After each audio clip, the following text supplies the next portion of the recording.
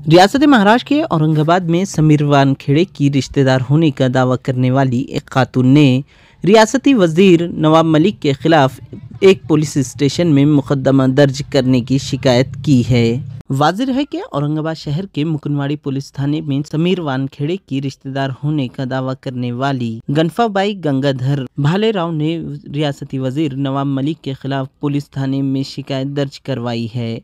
शिकायत कुनिंदा का कहना है कि महाराष्ट्र हुकूमत में शामिल रियासती वजीर नवाब मलिक ने जात पात का इल्ज़ाम लगाकर इसके रिश्तेदार समीर वानखेड़े और इनके अफराद ख़ानदान को बदनाम करने की कोशिश की है।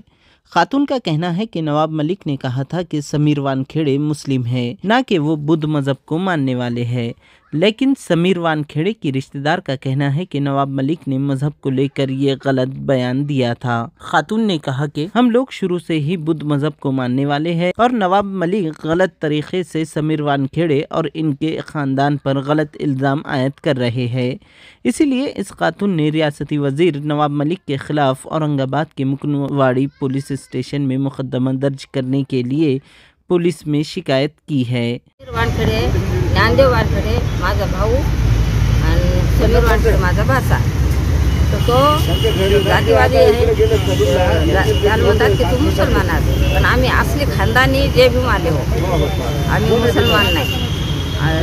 लहानपणापासून माझा भाऊ जे भी माल असे हा काही बी आरोप घालायला, काही बी त्रास द्यायला, काहीच्या काही म्हणायला, यासाठी आम्हाला असा जातीवादी हे नको। आम्हाला जे बी माले हो आम्ही तर समीर वानखेड़ेला खूप त्रास व्हायला, आम्हाला पण त्रास व्हायला।